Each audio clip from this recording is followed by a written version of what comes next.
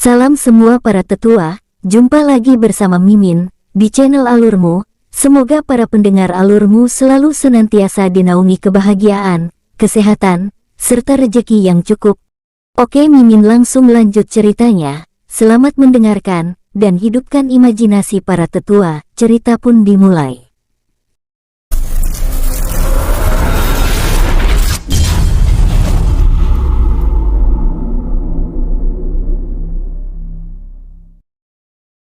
Ling Jin mengangkat pedang pendosa tersebut tinggi-tinggi, dan menyebabkan langit bergemuruh. Lalu sebuah pusaran hitam yang sangat besar mulai terbentuk.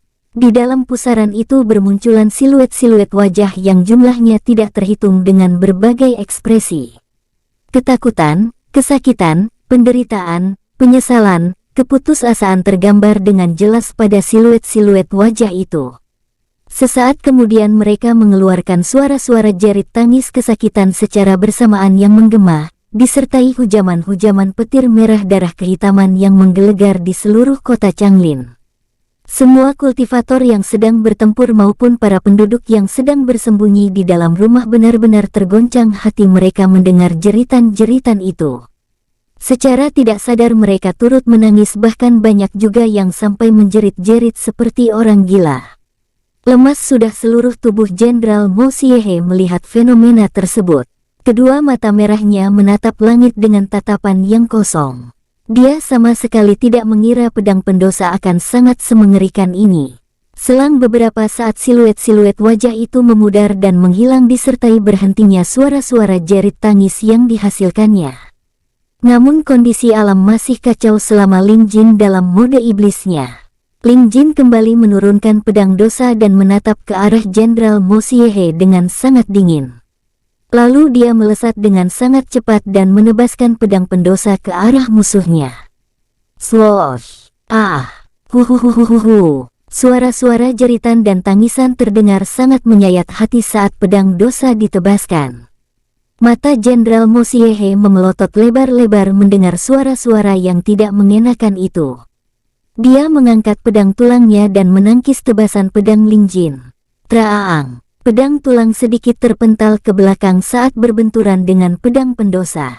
Ling Jin kembali menebaskan pedangnya dan saat itu juga kembali terdengar suara-suara jerit tangis yang menyayat hati dan memilukan.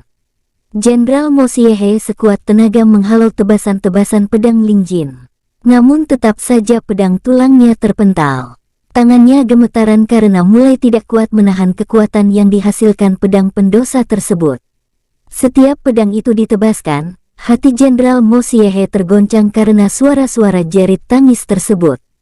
Hingga pada satu kesempatan, traang, plaang, pedang tulang Jenderal Mo Xiehe terpotong menjadi dua bagian dengan rapi setelah sekian kali berbenturan dengan pedang dosa. Tanpa menunggu waktu lama Ling Jin menghilang dan muncul di belakang Jenderal Mo Xiehe, lalu dia menusukkan pedang pendosa hingga menembus jantungnya. Kemudian Ling Jin memutarkan pedang tersebut. Keklak! Ah! Jenderal Mo Xiehe berteriak kesakitan akibat tusukan pedang Ling Jin yang mengoyak jantungnya. Lalu perlahan-lahan tubuhnya menguap dan menghilang di udara. Jiwanya yang akan melesat ke atas tiba-tiba saja terhisap masuk ke dalam pedang pendosa dengan sangat cepat. Benar-benar pedang yang sangat mengerikan. Bahkan dia tidak memberikan ampunan kepada jiwa korbannya. Ling Jin bergumam sambil memperhatikan pedang hitam itu. Beberapa saat kemudian, pedang pendosa berubah menjadi sebuah sinar hitam keunguan lalu masuk ke dalam lambang pedang Ling Jin. Setelah itu lambang suci lotus emas, lingkaran hitam serta pedang hitam menyusut dan menghilang ke dalam keningnya. Tubuh Ling Jin perlahan kembali ke wujudnya yang semula. Kekuatannya kembali ke tingkat ranah pertapa tahap awal. Saat itu juga kondisi alam mulai tenang kembali. Melihat pimpinan musuh sudah berhasil dikalahkan, para kultivator aliran putih yang sudah tersadar dari goncangan hati mereka kemudian bersorak-sorai menyambut kemenangan mereka. Anggota aliansi bintang hitam menjatuhkan senjata ke tanah dan menyerahkan diri karena pertempuran sudah berakhir dengan kekalahan pihak mereka. Sedangkan beberapa petinggi mereka sudah melarikan diri karena tidak mau menjadi korban pedang pendosa selanjutnya. Beberapa anggota aliran putih yang ingin mengejar mereka segera dihalau oleh Kaisar Han Wu, karena, menurutnya saat ini yang terpenting adalah segera memberikan pertolongan kepada kultivator yang terluka, serta memakamkan mereka yang tewas dalam pertempuran. Akhirnya mereka bahu-membahu memisahkan jasad para kultivator aliran putih maupun penduduk dari jasad-jasad anggota aliansi bintang hitam. Ling Jin melihat ke sekelilingnya dengan seksama. Tempat yang porak-poranda dan sudah tidak berbentuk, ratusan ribu mayat yang bergelimpangan di mana-mana serta genangan darah yang membanjiri tanah tempat terjadinya pertempuran hingga berubah menjadi warna merah. Dia melihat ke arah Jenderal Mo Fang yang saat ini sudah sadar dari pingsannya dan sedang memulihkan diri. Lalu Ling Jin melihat ke arah Tetua Wei Jun yang masih pingsan kemudian menghampirinya dan menyalurkan energi emas ke dalam tubuh Tetua Wei Jun hingga tidak berselang lama Tetua Wei Jun kembali siuman. Setelah menyembuhkan Tetua Wei Jun, Ling Jin melakukan hal yang sama kepada Tetua Wen Li, Tetua Agung Yang Taoshan, Patriark Zhang Jiangwu dan Jenderal Dong yang masih dalam keadaan tidak sadarkan diri. Jenderal Mo Fang menghampiri Ling Jin yang saat ini telah selesai menyembuhkan para petinggi aliran putih diikuti oleh 100 pasukan iblis. Tuan muda, Jenderal Mo Fang dan 100 pasukan iblis bersujud saat menghadap Ling Jin. Bangunlah, ucap Ling Jin singkat sambil menatap ke arah mereka semua. Lalu Jenderal Mo Fang dan 100 pasukan iblis segera berdiri kembali dari sujud mereka. Jenderal, aku butuh bantuan kalian sekali lagi. Ling Jin kembali berbicara kepada Jenderal Mo Fang setelah mereka semua kembali berdiri. Katakan saja Tuan Muda. Perintah Tuan Muda adalah nyawa kami, jawab Jenderal Mo Fang sambil membungkukkan badannya. Lalu Ling Jin mengatakan jika dia meminta pasukan iblis untuk membantu aliran putih memakamkan kultivator dan penduduk yang tewas serta membakar jasad para anggota aliansi bintang hitam. Mendengar perkataan Ling Jin, tanpa berpikir dua kali Jenderal Mo Fang segera memberi perintah kepada pasukan iblis lalu mulai bergerak melaksanakan tugas mereka. Kaisar Han Wu, Tetua Agung Yang Taoshan serta yang lainnya beranjak menghampiri Ling Jin yang saat ini tengah memperhatikan proses pemakaman tersebut. Tuan Muda, terima kasih atas semua yang Anda lakukan untuk menolong kami. Kami tidak tahu apa yang akan terjadi seandainya Anda tidak datang menolong. Kaisar Han Wu berkata sambil sedikit membungkukkan badannya diikuti oleh petinggi aliran putih yang lainnya. Kini Kaisar Han Wu memanggilnya dengan sebutan Tuan Muda karena menyaksikan kehebatannya sebelum dia jatuh pingsan bersama yang lain saat bertarung melawan Jenderal Mo Xiehe. Ling Jin yang mendengar perkataan Kaisar Han Wu kemudian tersenyum tipis lalu dia berkata, Kaisar, tidak perlu memanggilku dengan sebutan Tuan Muda. Aku hanyalah anak dari seseorang yang miskin. Kaisar Han Wu dan yang lainnya merasa heran mendengar jawaban Ling Jin. Jenderal Mo Fang yang sangat kuat saja memanggilnya dengan sebutan Tuan Muda, lalu kenapa kini dia mengaku sebagai anak orang miskin? Ling Jin yang mengerti akan kebingungan mereka pun kemudian kembali berkata, Kaisar, Tetua Wen Li, Tetua Wei Jun, Jenderal Dong. Apakah kalian ingat dengan seorang anak berambut putih dan bermata biru yang menumpahkan makanan ke jubah kebesaran Kaisar dulu? Mereka tampak berpikir mencoba mengingat-ingat kembali sosok yang dimaksud Ling Jin. Namun mereka belum juga bisa mengingatnya. Ling Jin tersenyum dan kembali melanjutkan perkataannya, Kaisar, dulu anak itu menumpahkan makanan ke jubah Kaisar waktu kunjungan Kaisar ke Sekte Pedang Langit untuk menjenguk Putri Xin Xiaoyu. Waktu itu Kaisar bukannya marah malah memberi anak itu sebuah kantung yang isinya 10.000 koin emas. Sesaat setelah mendengar perkataan Ling Jin, ekspresi Kaisar Han Wu berubah karena terkejut. Kini dia ingat siapa bocah yang dimaksud oleh pemuda di hadapannya itu. Tuan Muda, sekarang aku ingat siapa yang Anda maksud. Anak itu bernama Ling Jin. Dia anak dari juru masak Sekte Pedang Langit. Lantas, apa maksud perkataan Tuan Muda? Kaisar Han Wu balik bertanya. Kaisar, dia adalah aku dan aku adalah dia, jawab Ling Jin dengan singkat. Tetua Wen Li membulatkan kedua matanya mendengar perkataan Ling Jin lalu dia berkata, apakah kau? Kata-katanya terhenti saat melihat Ling Jin menganggukkan kepalanya sambil tersenyum. Jiner, apakah kau benar-benar Jiner putra dari Liu Bing? Tetua Wenli kembali bertanya untuk memastikannya. Benar Tetua Li, aku adalah Ling Jin putra juru masak Sekte Pedang Langit. Seorang anak yang terkenal tidak memiliki dantian dan membuat masalah dengan Patriark Mubai. Ling Jin kembali berkata untuk meyakinkan Tetua Wenli. Mendengar perkataan Ling Jin, sontak saja Tetua Wenli memeluk tubuh Ling Jin, seketika itu air matanya mengalir. Jiner, bagaimana kabarmu? Kemana saja kau selama ini? Kenapa tidak pernah pulang? Apa kau tidak tahu ayahmu dan Liner sangat merindukanmu? Tetua Wenli langsung menghujani Ling Jin dengan berbagai pertanyaan. Hais, Tetua Li, satu-satu saja jika mau bertanya. Kasihan Jiner. Lagi pula sebelum pertempuran terjadi, aku dan Liu Bing sempat berbincang-bincang dengannya. Tetua Wei Jun menyela. Tetua Wenli mengerutkan keningnya untuk sesaat mendengar perkataan Tetua Wei Jun. Lalu dia segera menyadari maksud perkataan dari Tetua Wei Jun. Jadi kau sudah tahu sebelumnya. Kenapa kau tidak memberitahuku? Tetua Wenli berkata sambil memukul bahu Tetua Wei Jun. Akhirnya mereka berdua mulai beradu mulut. Ling Jin dan yang lainnya tertawa melihat mereka berdua bertengkar. Lalu Ling Jin kembali berbicara. Tetua Agung, apakah aku boleh meminta bantuan kepada Sekte Raja Wali? Apa yang kau butuhkan Nak Ling Jin? Katakan saja, Sekte akan berusaha melakukan yang terbaik, jawab Tetua Agung Yang Taoshan.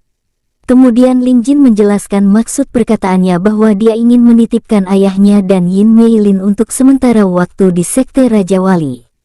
Dia mengatakan jika dia akan pergi ke benua timur mencari sesuatu untuk kesembuhan ayahnya.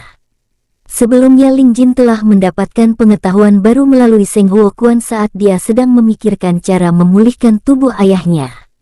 Tetua Agung Yang Taoshan tanpa berpikir dua kali mengiyakan permintaan Ling Jin karena dia benar-benar merasa berhutang budi kepada Ling Jin yang berhasil mengalahkan Jenderal Mo Xiehe. Nak Ling Jin, kau tidak usah khawatir. Sekte akan menjaga ayah dan adikmu dengan baik, jawab Tetua Agung Yang Taoshan. Kaisar Hanwu memajukan dirinya kemudian ikut berkata, Nak Ling Jin, kau pergilah untuk mendapatkan apa yang kau cari demi kesembuhan ayahmu. Selama kepergianmu, istana akan mengirimkan tabib-tabib yang terbaik di benua tengah untuk ayahmu. Terima kasih banyak Tetua Agung dan Yang Mulia Kaisar. Aku berhutang budi pada kalian, ucap Ling Jin sambil membungkukkan badannya namun segera ditahan oleh Kaisar Hanwu. Apa yang kau lakukan Nak Ling Jin? Kau sudah berjasa besar kepada aliran putih. Istana akan membangunkan patungmu di sini sebagai tanda bahwa kau adalah pahlawan bagi aliran putih dan kota Changlin. Kaisar Hanwu berkata kepada Ling Jin.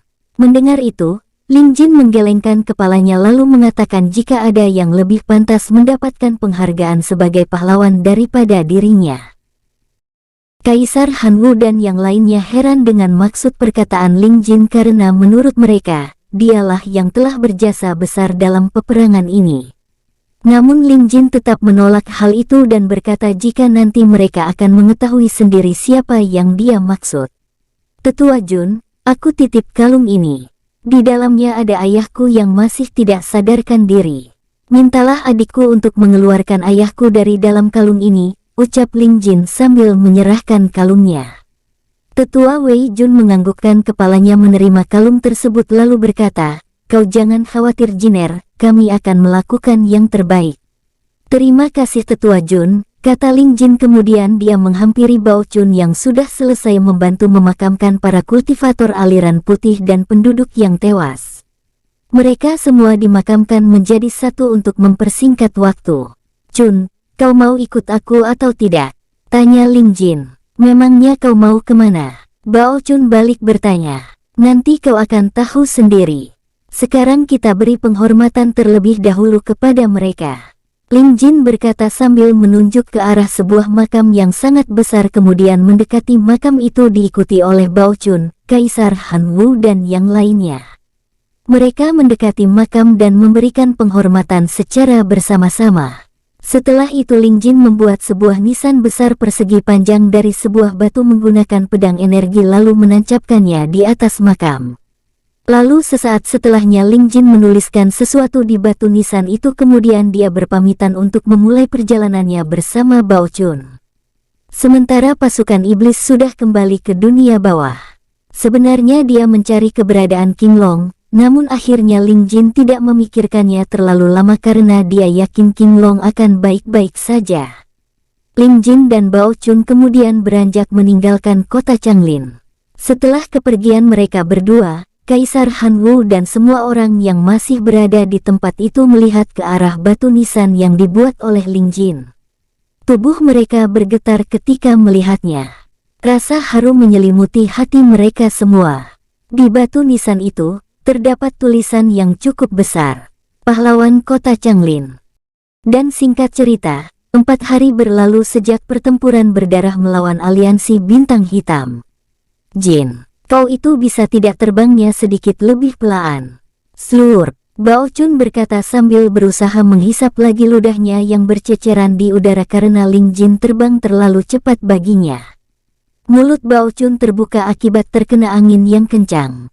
Bao Chun berusaha merapatkan gigi-giginya agar ludahnya tidak berhamburan. Tunggu sebentar, tidak jauh lagi ada sebuah kota. Ling Jin menjawab sambil terus melesat dengan Bao Chun yang berada di punggungnya sambil memegang erat rambut Ling Jin sesekali membersihkan mulutnya yang terkena ludahnya sendiri. Apa? Mahkota? Bao Chun bertanya sambil berteriak karena tidak bisa mendengar perkataan Ling Jin dengan jelas. Tidak jauh lagi ada sebuah kota. Ling Jin berkata lebih keras. Hah, bertemu lagi dengan tuan kota. Slurp, Bao Chun kembali bertanya sambil menghisap ludahnya yang sudah meronta-ronta. Tidak jauh lagi ada kota. Dasar budaya. Ling Jin berkata lantang dengan menggunakan ki sehingga suaranya terdengar menggema di udara. Bao Chun yang mendengar jawaban Ling Jin memanyunkan bibirnya kemudian menirukan kata-kata Ling Jin tanpa bersuara. Lalu dia iseng-iseng membuka mulutnya. Slurp, selang beberapa saat, tiba-tiba Ling Jin menukik dengan tajam ke bawah. Hua, apa yang kau lakukan Jin? Aku belum bosan hidup. Bao Chun berteriak karena takut dirinya akan jatuh dari ketinggian. Namun Ling Jin hanya diam saja berpura-pura tidak mendengar teriakan Bao Chun. Sementara itu di daratan, ada sebuah gubuk kecil yang terbuat dari kain-kain yang dikaitkan dengan sebuah tali dan batang pohon. Di dalamnya terdapat sepasang merpati darat yang sedang kikuk-kikuk dengan gaya guk-guk hingga mengakibatkan bergoyangnya gubuk tersebut. Saat sedang asik-asiknya mereka melakukan senam berirama, tiba-tiba saja. Hempasan angin yang sangat kencang memporak-porandakan gubuk tersebut hingga rata dengan tanah dan memperlihatkan sepasang merpati yang tidak mengenakan sehelai benang pun itu dengan sangat jelas. Terdengar teriakan dari merpati betina sambil berusaha menutupi tubuhnya dengan kedua tangan. Sementara sang merpati jantan terlihat kebingungan karena tidak tahu apa yang baru saja menimpa mereka berdua. Tidak lama kemudian, Ling Jin dan Bao Chun mendarat tidak jauh dari sebuah kota yang bernama Kota Jiangqi. Kota ini masih bagian dari benua tengah. Mereka berdua memutuskan untuk mencari keberadaan tetua Yuyin terlebih dahulu sebelum melanjutkan perjalanan ke benua timur. Sudah 4 hari ini Ling Jin dan Bao Chun mencari keberadaan tetua Yuyin yang masih belum ditemukan. Mereka khawatir terjadi sesuatu yang buruk terhadapnya mengingat Patriark Mu Bai adalah orang yang licik. Mereka berdua terbang selama melakukan perjalanan karena ingin menikmati pemandangan dari udara. Tuan muda, biaya masuk kota Jiangqi 1 koin emas untuk 1 orang. Seorang penjaga gerbang pintu masuk kota berkata kepada Ling Jin dan Bao Chun setelah selesai memeriksa mereka berdua. Ling Jin mengeluarkan 1 koin kristal lalu memberikannya kepada penjaga tersebut. Ini biaya untuk kami berdua. Ambillah kembaliannya. Ling Jin berkata dengan singkat lalu beranjak memasuki kota diikuti Bao Chun. Terima kasih tuan muda, terima kasih. Penjaga itu berkata sambil membungkukkan badannya berkali-kali karena merasa sangat senang menerima koin kristal dari Ling Jin. Ling Jin memang sudah menyiapkan beberapa kantung koin kristal untuk bekal mereka berdua selama perjalanan. Suasana kota siang hari ini terlihat ramai. Banyak penduduk yang berlalu lalang di jalan utama kota Jiangqi. Hal ini sangat wajar mengingat kota Jiangqi adalah kota yang terkenal dengan festivalnya di malam hari. Saat mereka sedang berjalan menyusuri kota, tiba-tiba Bao Chun berkata, "Jin, kau mendengar sesuatu tidak?" Ling Jin mengerutkan keningnya mendengar pertanyaan Bao Chun lalu dia menajamkan pendengarannya. Krucuk-krucuk, terdengar sebuah bunyi yang berasal dari perut Bao Chun.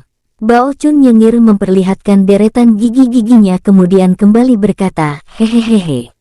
Aku lapar Jin." Ling Jin menggeleng-gelengkan kepalanya.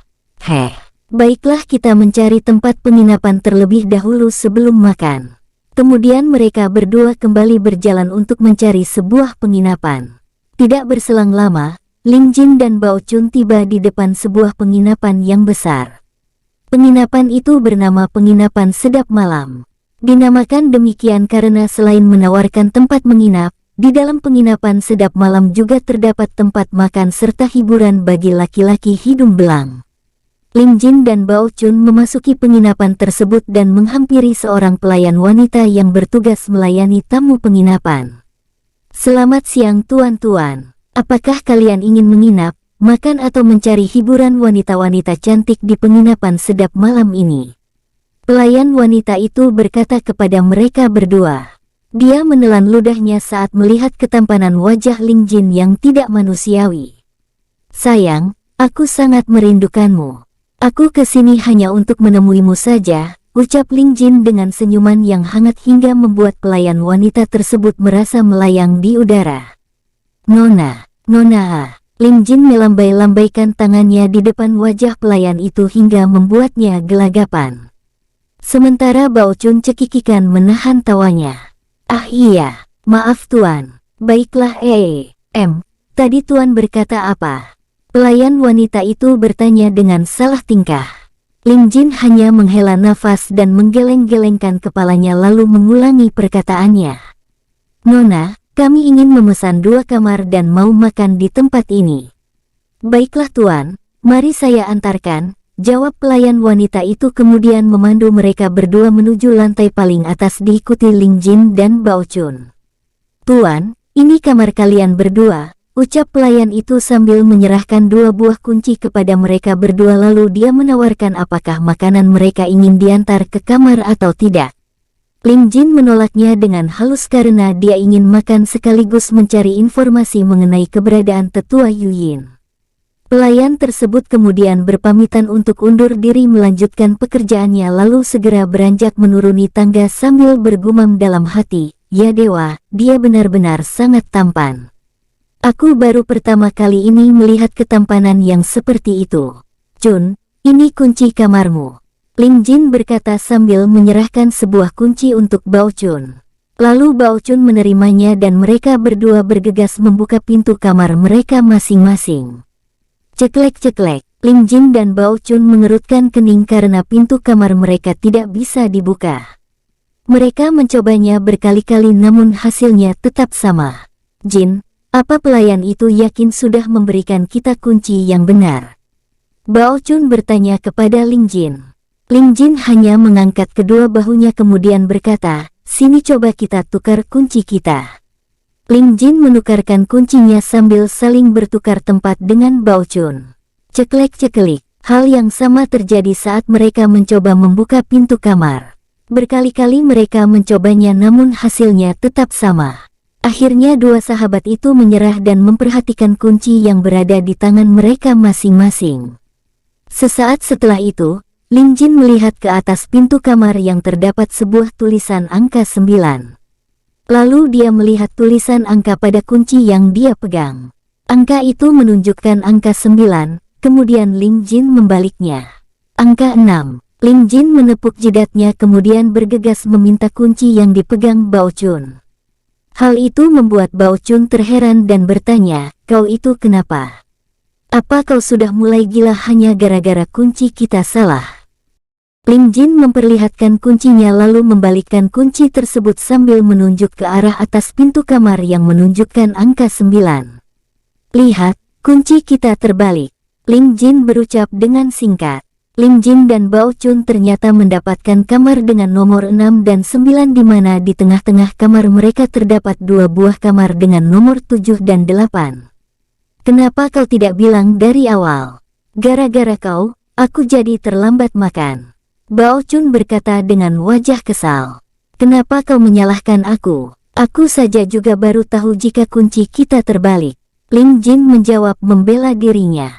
Jelas ini salahmu. Dari awal kan kau yang memberikan kunci ini. Bao Chun tidak mau kalah. Ling Jin dan Bao Chun lalu mulai beradu mulut.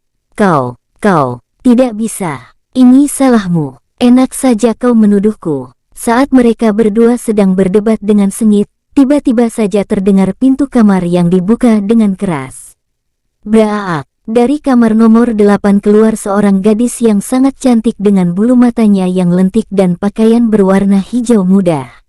Dia terlihat sangat kesal karena terganggu oleh suara Ling Jin dan Bao Chun. Kalian bisa diam atau tidak? Mengganggu orang saja, ucapnya dengan kesal. Ling Jin lalu membalikkan badannya dan menatapnya dengan heran kemudian berkata, maaf Nona, tapi urusanku dengan temanku belum selesai. Gadis itu melebarkan matanya melihat wajah Ling Jin yang sangat rupawan. Hidung yang mancung, mata berwarna emas dan kulitnya yang putih dan halus. Namun sesaat kemudian dia segera menyadarkan dirinya. Kalau mau bertengkar, lebih baik kalian keluar sana. Gadis itu kembali berkata dengan suara yang sedikit keras. Bao Chun semakin kesal mendengar perkataan gadis tersebut kemudian dia berkata, enak saja kau mengusir kami. Kami ini bayar untuk menginap di sini. Memangnya ini penginapan nenek moyangmu? Apa kau bilang? Kalau ini penginapan nenek moyangku memangnya kau mau apa? Gadis itu berkata dengan sengit. Ling Jin tidak mau kalah. Nona, seenaknya saja kau mengatakan ini adalah penginapan nenek moyangmu agar bisa mengusir kami. Asal kau tahu, kami tidak akan pergi apapun yang terjadi. Ekspresi wajah gadis itu terlihat semakin jelek dan merasa jika kepala dua pemuda di hadapannya ini terbuat dari batu. Kalau tidak mau diusir, jangan ribut di sini. Suara kalian itu menggangguku tahu tidak? Ucapnya lagi dengan suara yang keras. Tidak, Ling Jin dan Bao Chun menjawab dengan serempak. Kalian, ucapan gadis itu terhenti karena Bao Chun menyela. Kami apa? Dasar tidak tahu malu. Kau yang tidak tahu malu. Kalian. Dan akhirnya mereka terlibat dalam pertengkaran segitiga hingga malam menjelang. Dan sekarang Ling Jin dan Bao Chun sedang berada di tempat makan yang terdapat di lantai 2 penginapan sedap malam. Mereka berdua makan di sana, karena tempat itu menjadi favorit bagi para penduduk biasa maupun kultivator bebas, sebab harga yang dipatok tergolong murah. Sedangkan lantai 3 hanya khusus untuk tamu-tamu istimewa maupun para pejabat. Mereka berdua sengaja makan di lantai 2 sekaligus untuk mencari informasi mengenai keberadaan tetua Yuyin. Gadis muda yang bertengkar dengan mereka telah kembali ke kamarnya karena lelah menghadapi mereka berdua. Kini di atas meja makan mereka terjejer berbagai makanan dalam jumlah banyak dan beberapa guci arak. Bao Chun menyunggingkan senyumnya sambil menatap Ling Jin yang juga sedang menatapnya dengan tatapan tajam dan penuh rasa persaingan. Malam ini dewa makan akan menghabisimu Jin. Bao Chun berkata sambil tersenyum menyeringai melihat ke arah Ling Jin. Ling Jin dengan tatapan dinginnya menjawab, mari kita buktikan, apakah legenda mengenai kehebatan dewa makan itu adalah kebenaran atau hanya omong kosong belaka. Kedua sahabat itu kemudian mengangkat alat makan mereka masing-masing dan beberapa saat kemudian, mereka berdua mengeluarkan jurus-jurus terbaik yang mereka miliki dan berusaha saling mengalahkan. Amukan dewa makan. Bao Chun mengeluarkan jurus terkuatnya lalu mulai menghabisi makanan-makanan itu dengan kesetanan. Dia memasukkan nasi dalam jumlah banyak hingga mulutnya hampir penuh kemudian mengambil semangkuk sup dan menenggaknya lalu langsung menelannya begitu saja. Hal itu terus dia lakukan secara berulang-ulang. Entah itu nasi, sup, daging sama sekali tidak mendapatkan ampunan darinya. Ling Jin terlihat mulai keteteran menghadapi serangan-serangan Bao Chun. Hanya dalam beberapa menit kemudian, seluruh makanan yang berada di atas meja makan mereka habis tidak tersisa. Haiyeh. Bao Chun bersendawa sambil menepuk-nepuk perutnya lalu berkata, kau masih terlalu jauh untuk bisa mengalahkan dewa makan ini Jin. Cih. Ling Jin hanya berdecih mendengar perkataan Bao Chun kemudian mengambil satu guci arak dan menenggaknya. Beberapa saat setelah itu, tiba-tiba datang satu rombongan orang yang terlihat sangat arogan. Minggir kalian semua. Salah satu orang dengan tubuh kekar dan kumis yang lebat berkata sambil menendang kursi yang berada di depannya. Gadis pelayan yang memberi kunci kepada Ling Jin dan Bao Chun tadi menghampiri gerombolan itu lalu membungkukkan badannya sambil berkata, selamat datang di penginapan sedap malam kami tuan. Tuan-tuan sekalian mau memesan apa? Berikan kami makanan dan arak terbaik lalu antarkan kami ke lantai 3, jawab seorang pemuda yang berdiri paling depan dengan tatapan mesum. Pemuda itu memakai hanfu berwarna kuning emas dengan bahan yang terbuat dari sutera. Tapi, aku ingin kau sendiri yang mengantarkan kami ke sana, imbuhnya sambil memegang tangan gadis pelayan itu dengan paksa. Gadis pelayan itu menepis tangan pemuda tersebut dengan kasar lalu berkata dengan sedikit ketakutan, baik tuan muda, pesanan Anda akan segera kami siapkan. Namun sebelum gadis pelayan itu beranjak dari tempatnya, kepala pelayan segera menghampirinya. Apa yang kau lakukan dasar gadis bodoh? Dia adalah tuan muda pemilik penginapan ini. Kepala pelayan tersebut berkata dengan kasar dan hendak menamparnya namun segera ditahan oleh pemuda itu. Sudahlah, tidak apa-apa. Biarkan saja dia, ucapnya lalu mencium tangannya yang dia gunakan untuk memegang tangan gadis pelayan tadi sambil bergumam dalam hati, kau akan segera menjadi milikku. Tidak ada satu orang pun yang bisa menolak keinginanku, Huang Xiuren. Kepala pelayan tersebut segera membungkukkan badan dan meminta maaf kepada pemuda itu. Mohon dimaafkan tuan muda, setelah ini saya akan menghukumnya. Mari saya antarkan ke lantai 3. Kemudian dia beranjak melangkahkan kakinya untuk memandu gerombolan pemuda itu menuju lantai 3. Bao Chun yang melihat kejadian di depan mata mereka itu terlihat geram dan hendak menghampiri mereka. Namun Ling Jin segera menahannya sambil menggelengkan kepalanya. Jaga sikapmu Chun. Ingat, kita di sini untuk mencari tetua Yuyin. Ling Jin berkata memperingatkannya. Bao Chun hanya mendengus dengan kesal sembari melihat ke arah gerombolan itu dengan tatapan benci. Tidak lama kemudian, terdengar suara petasan-petasan dan kembang api dari luar penginapan. Tar tar tar, boom, hei. Festivalnya sudah dimulai. Ayo kita pergi ke sana. Ucap salah satu pengunjung kepada teman-temannya lalu segera membayar pesanan mereka dan bergegas keluar penginapan. Setiap 7 hari sekali, kota Jiangqi mengadakan festival untuk menghormati leluhur Dewa Naga Senling. Festival itu bernama Festival Naga. Berbagai macam pertunjukan diperlihatkan selama berjalannya festival. Mulai dari tarian-tarian, nyanyian, panggung sandiwara hingga perlombaan perahu naga. Jin, ayo kita juga melihat festival itu. Jarang-jarang kita bisa melihat pertunjukan seperti ini. Bao Chun berkata dengan antusias. Ling Jin menggelengkan kepalanya sambil berkata, kau pergilah sendiri Chun. Aku ingin beristirahat saja. Kemudian dia memberikan beberapa koin kristal kepada Bao Chun apabila nanti Bao Chun ingin membeli sesuatu yang dia sukai. Hah, dasar payah kau ini, kata Bao Chun kemudian meraih satu guci arak dan segera melesat dengan cepat karena tidak ingin melewatkan festival itu. Ling Jin hanya menggeleng-gelengkan kepala melihat tingkah sahabatnya. Lalu dia beranjak menghampiri meja kasir untuk membayar pesanan mereka. Di dekat meja kasir itu tampak kepala pelayan sedang memarahi Huang Xiuren. Kau tidak usah melanjutkan pekerjaanmu untuk hari ini. Gajimu bulan ini akan aku potong 1 koin emas. Ucapnya dengan marah kemudian pergi meninggalkannya. Sementara Huang Xiuren hanya menundukkan kepala lalu melangkahkan kakinya pergi dari tempat itu. Setelah membayar pesanan mereka, Lin Jin segera bergegas menuju kamarnya untuk beristirahat. Saat sedang berjalan menaiki tangga, dia berpapasan dengan gadis muda yang bertengkar dengannya tadi. Gadis itu bersama temannya juga terlihat hendak ingin menonton festival naga. "Apa kau lihat-lihat?" ucap gadis itu dengan sinis kepadanya. Lin Jin hanya menggaruk kepalanya menanggapi perkataan gadis itu lalu kembali melanjutkan langkahnya menuju kamar sambil berkata dalam hati, "Aku tidak bisa membayangkan jika Liner ada di sini dan bertengkar dengannya. Bisa-bisa penginapan ini hancur karena pertengkaran mereka berdua."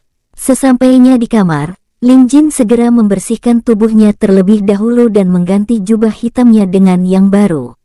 Setelah itu dia merebahkan tubuhnya di atas ranjang tempat tidur. Namun beberapa waktu kemudian dia belum juga bisa tertidur.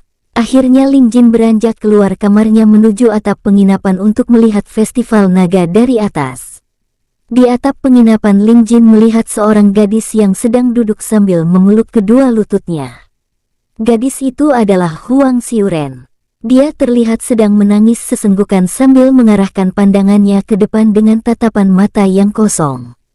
Lin Jin berjalan menghampiri Huang Xiuren lalu duduk di sampingnya. Dia membiarkan Huang Xiuren menangis karena tahu jika suasana hati gadis itu sedang tidak baik. Huang Xiuren tidak menyadari kedatangan Lin Jin yang saat ini sedang duduk di sampingnya karena masih bergulat dalam lamunan. Sesekali dia menggosok-gosokkan kedua telapak tangannya karena sedikit merasakan kedinginan. Melihat hal itu, Lin Jin tersenyum simpul lalu mengeluarkan atasan jubah berwarna hitam dari dalam cincin ruang kemudian memakaikannya di tubuh gadis tersebut. Huang Xiuren terkejut kemudian mengalihkan pandangannya ke arah Lin Jin. "Tuan muda," Huang Xiuren berkata lalu cepat-cepat menghapus air matanya dan hendak melepas atasan jubah hitam itu namun dicegah Lin Jin. "Tidak apa-apa, pakailah agar kau tidak sakit karena kedinginan," Lin Jin berkata sambil tersenyum kepadanya. Huang Xiuren tertegun melihat senyuman Lin Jin yang terlihat sangat mempesona itu. Tidak lama kemudian dia segera menyadarkan dirinya dan berkata, "Terima kasih banyak tuan muda." Lalu dia kembali mengenakan atasan jubah hitam tersebut. Lihatlah festival itu, benar-benar sangat meriah. Kota Jiangqi sangat tahu cara menyenangkan hati penduduk. Lin Jin berkata sambil memperhatikan festival naga yang saat ini sedang berlangsung. "Iya, Anda benar tuan. Kota Jiangqi mengadakan festival ini setiap 7 hari sekali untuk menghormati leluhur Dewa Naga Senling."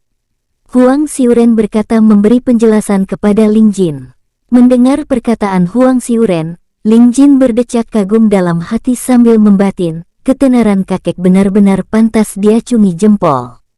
Dia tidak menyangka penduduk di benua tengah sangat menghormati kakeknya Senling hingga sampai mengadakan sebuah festival yang begitu megah untuknya. Lalu kenapa seorang gadis menangis sendirian di atas atap penginapan, sementara saat ini sedang diadakan sebuah festival yang sangat meriah? Hal ini membuatku bingung, Lin Jin berkata sambil mengelus dagunya berpura-pura merasa heran. Huang Xiuren sedikit terkaget mendengar ucapan Lin Jin yang tiba-tiba membahas tentang hal itu. Lalu kedua mata cantiknya kembali terlihat sendu dan menjawab, "Saya hanya sedang merindukan adik angkat saya saja tuan. Sudah lama kami tidak bisa bertemu. Kalau rindu, kau hanya tinggal datang menemuinya saja lalu masalahmu beres bukan?" tanya Lin Jin lagi sambil melirik ke arah Huang Xiuren. Huang Xiuren menggelengkan kepalanya dan berkata, "Tidak semudah itu tuan. Adik saya diculik sekelompok orang 4 tahun yang lalu. Selama 1 tahun lebih saya mencari keberadaan kelompok itu tapi tidak bisa menemukannya. Lalu 2 tahun yang lalu saat tiba di kota ini, saya melihatnya sedang berada di dalam kurungan untuk dijual sebagai budak bersama beberapa tahanan yang lain." "Dijual sebagai budak?" Lin Jin bertanya untuk memastikan sambil memperbaiki posisi duduknya menghadap ke arah Huang Xiuren. "Benar tuan, ingin sekali saya menyelamatkannya, namun saya benar-benar tidak berdaya karena penjual budak-budak itu dilindungi oleh salah satu pejabat istana kekaisaran. Akhirnya saya memutuskan untuk mengumpulkan uang agar bisa menebusnya dan berharap belum ada yang membelinya." Huang Xiuren mengakhiri penjelasannya sambil mengusap air mata yang kembali mengalir di pipinya. Hal ini membuat Ling Jin menjadi prihatin kepadanya.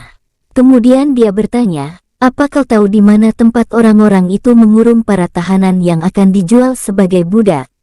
Gadis itu menggelengkan kepalanya dan menjawab jika dia tidak mengetahuinya karena tempat penjual budak-budak sangatlah rahasia.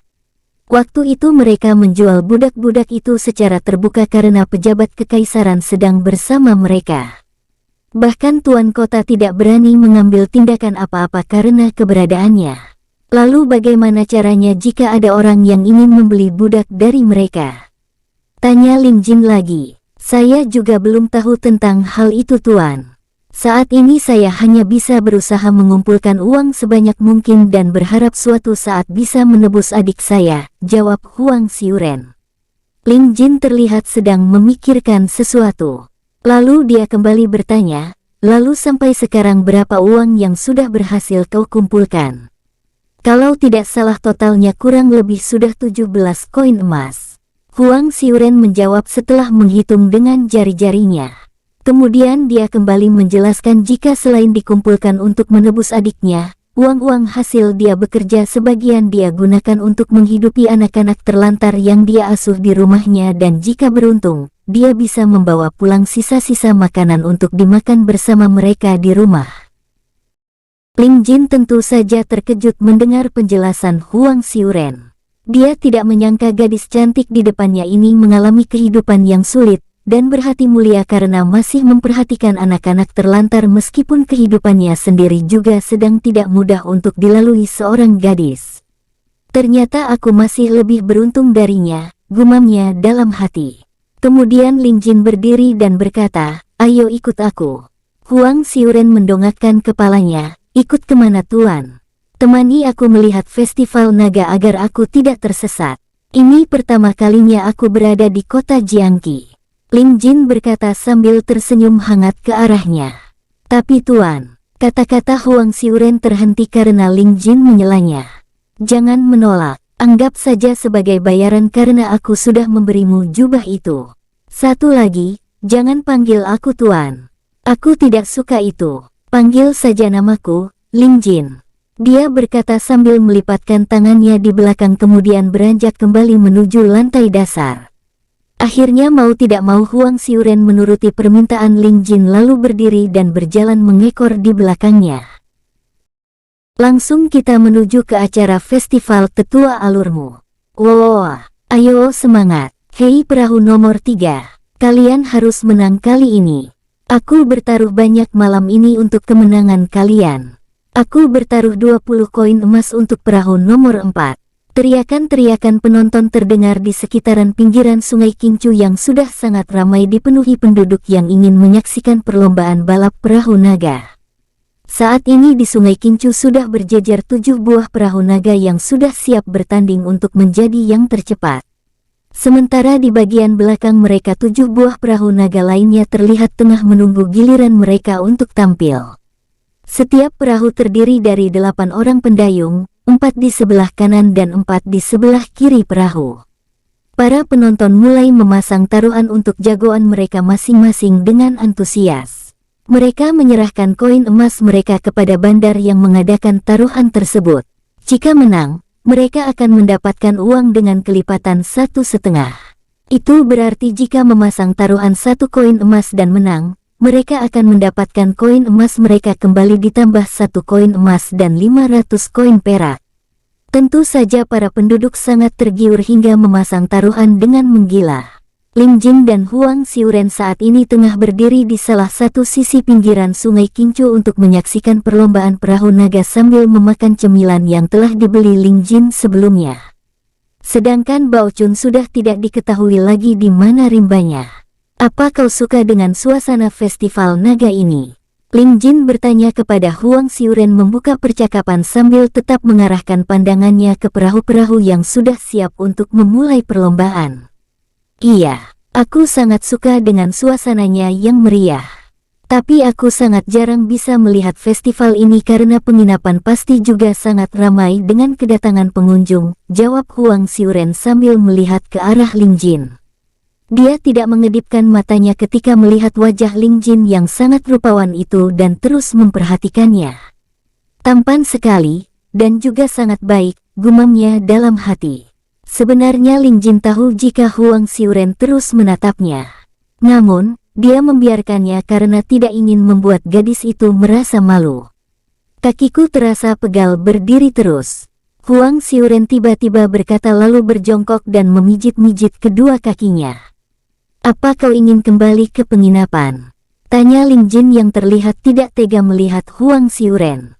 Dia merasa bersalah telah memaksanya untuk menemani melihat festival naga, karena dia tahu jika Huang Xiuren sudah seharian ini bekerja keras mengingat penginapan sedap malam sangat ramai setiap diadakannya festival ini. Huang Xiuren hanya menganggukkan kepalanya menanggapi pertanyaan Ling Jin. Kemudian mereka berdua beranjak meninggalkan Sungai Qingzhou. Saat baru beberapa langkah, Ling Jin mempercepat jalannya dan berhenti di depan Huang Xiuren lalu berjongkok memunggunginya. Naiklah, aku akan menggendongmu. Huang Xiuren sedikit terkaget melihat Ling Jin yang sedang berjongkok di depannya. Lalu segera saja dia menjawab dengan cepat sambil menggerakkan kedua tangannya. Ah, tidak, aku masih kuat berjalan. Kau yakin? Ucap Ling Jin lagi. Iya, aku yakin, jawab Huang Xiuren. Meskipun dia mengagumi ketampanan Ling Jin, tapi dia adalah gadis yang mengerti adab dan tidak ingin memanfaatkan kebaikan pemuda tersebut. Baiklah, Ling Jin berkata singkat lalu berdiri dan mulai kembali berjalan bersama Huang Xiuren menuju penginapan. Saat melewati kios pedagang pakaian yang memajang dagangannya di pinggir jalan kota Jiangqi, Huang Xiuren terlihat antusias melihat berbagai macam hanfu wanita yang terjejer dengan rapi.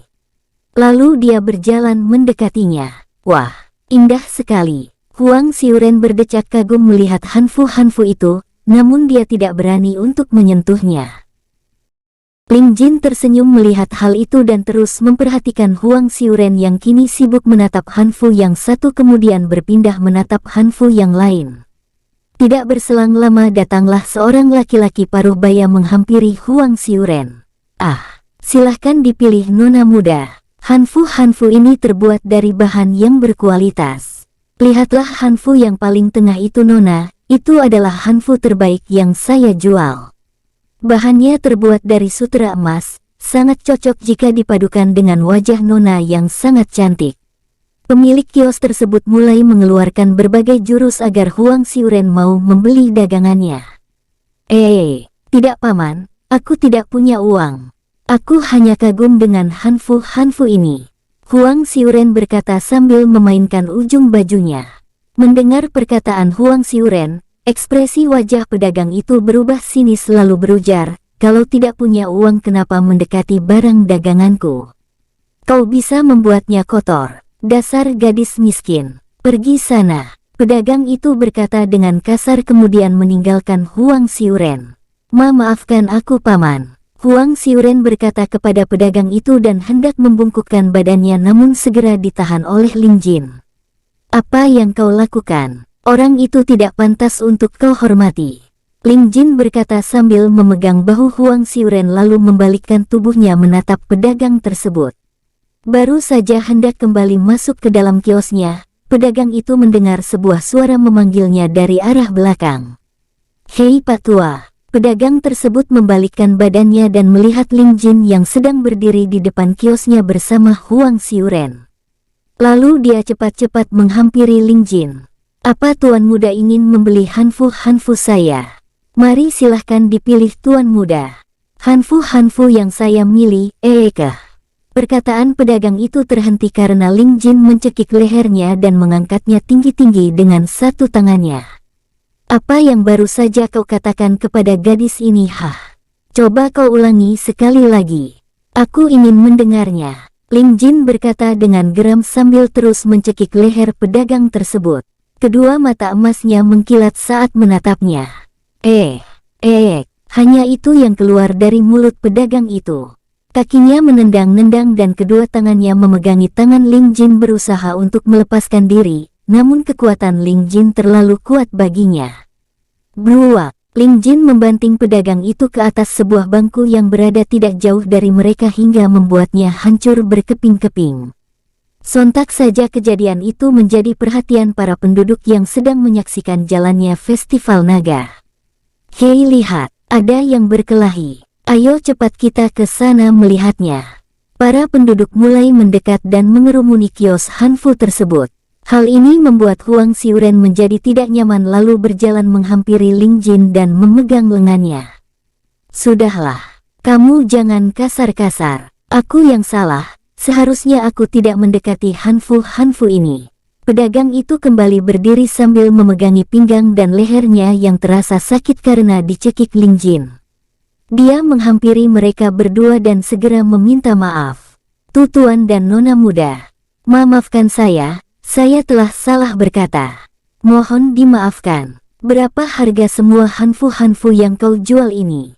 Ling Jin berkata dengan sangat dingin tanpa melihat ke arah pedagang itu. Kebencian tersirat jelas dari kedua matanya. Apa itu miskin? Apakah hanya gara-gara tidak memiliki uang lantas disebut miskin? Miskin itu adalah tidak bisa mensyukuri apa yang sudah dimiliki. Miskin itu adalah memiliki banyak harta namun tidak mau menyisihkan sebagian hartanya untuk membantu orang-orang yang membutuhkan. Setidaknya itulah pandangan Ling Jin mengenai makna kata miskin. Semua Hanfu ini setidaknya 27.000 koin emas tuan muda. Pedagang itu berkata dengan gemetar karena takut dengan Ling Jin. Gerincing-gerincing. Ling Jin mengambil sekantung koin kristal dan melemparkan ke wajah pedagang tersebut hingga koin-koin kristal itu berhamburan. Pedagang Hanfu serta para penduduk yang melihat koin-koin kristal tersebut memelototkan matanya lebar-lebar. Koin kristal, aku kaya, hahaha. Pedagang itu tertawa sangat girang dan mulai memungutinya satu persatu lalu memasukkan koin-koin kristal itu ke dalam kantung. Kau pilihlah Hanfu yang kau sukai. Ling Jin berkata kepada Huang Xiuren. Ekspresi wajahnya berubah hangat saat menatap wajah gadis itu. Aku. Huang Xiuren tidak melanjutkan perkataannya sambil melihat ke arah pedagang yang masih sibuk memunguti koin-koin kristal itu. Kau tidak usah menghiraukan pedagang itu. Semua Hanfu ini sekarang adalah milikmu. Ling Jin melanjutkan perkataannya. Akhirnya Huang Xiuren menuruti perkataan Ling Jin dan mengambil satu buah Hanfu yang terlihat sederhana. Aku hanya mengambil ini saja. Ling Jin menghela nafasnya kemudian dia mengambilkan Hanfu yang terbuat dari sutra emas lalu melipatkannya dan diberikan kepada Huang Xiuren. Dia tahu gadis itu sangat menginginkan Hanfu terbaik tersebut. Ini ambillah. Tidak baik menolak pemberian orang, ucap Ling Jin singkat. Huang Xiuren menerimanya sambil menundukkan kepala. Dia tidak menyangka jika Ling Jin melakukan semua ini untuknya. Kedua pipi Huang Xiuren kini terlihat memerah seperti tomat. Terima kasih, ucapnya singkat. Baiklah, sekarang kita kembali ke penginapan. Ling Jin berkata kemudian melangkahkan kakinya meninggalkan pedagang Hanfu yang masih sibuk memunguti koin-koin kristal diikuti oleh Huang Xiuren. Berapa anak terlantar yang kau asuh saat ini? Ling Jin bertanya di tengah perjalanan mereka menuju penginapan. Namun tidak terdengar jawaban dari Huang Xiuren. Lalu Ling Jin menolehkan kepalanya dan tidak mendapati Huang Xiuren. Di mana dia? Kata Ling Jin dalam hati kemudian mengarahkan pandangan ke arah belakang. Terlihat Huang Xiuren sedang berjongkok tidak jauh dari tempatnya berdiri sambil kembali memijit-mijit kakinya. Ling Jin tersenyum simpul dan beranjak menghampiri gadis itu. Dasar keras kepala, Ling Jin berkata saat tiba di depan Huang Xiuren lalu dia berjongkok memunggunginya.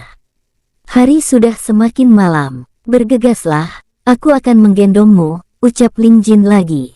Huang Xiuren akhirnya menuruti perkataan Ling Jin karena saat ini dia benar-benar merasakan kelelahan, lalu naik ke punggung pemuda tersebut. Wajahnya terlihat semakin memerah karena ini adalah pertama kalinya Huang Xiuren jalan berdua dan digendong oleh seorang laki-laki. Apa kau senang bisa melihat festival naga malam ini? Ling Jin bertanya kepada Huang Xiuren yang saat ini sudah berada di punggungnya. Iya, aku sangat senang. Terima kasih sudah membelikan aku Hanfu, jawab Huang Xiuren yang saat ini terlihat sangat senang karena digendong oleh pemuda yang sangat tampan, apalagi Ling Jin rela melakukan sesuatu untuk membelanya. Hal ini membuat hati Huang Xiuren semakin berbunga-bunga. Ling Jin tersenyum mendengar jawaban dari Huang Xiuren sambil terus melangkahkan kakinya menuju penginapan sedap malam untuk beristirahat. Saat mereka hampir sampai, sering, Ling Jin menundukkan kepala dan melihat ke bawah. Dua buah hanfu yang dipegang Huang Xiuren sebelumnya terjatuh ke tanah. Dia menolehkan kepalanya dan mendapati Huang Xiuren telah tertidur di punggungnya. Ling Jin memperhatikan wajah gadis itu yang terlihat sangat lelap dalam tidurnya dengan tatapan yang hangat. Kemudian dia memasukkan hanfu-hanfu Huang Xiuren ke dalam cincin ruangnya dan kembali melangkahkan kakinya sambil tersenyum dan bergumam dalam hati. Apakah ini yang namanya jatuh cinta? Bersambung, sampai ketemu di episode selanjutnya. Semoga kalian semua selalu terhibur, dan terima kasih.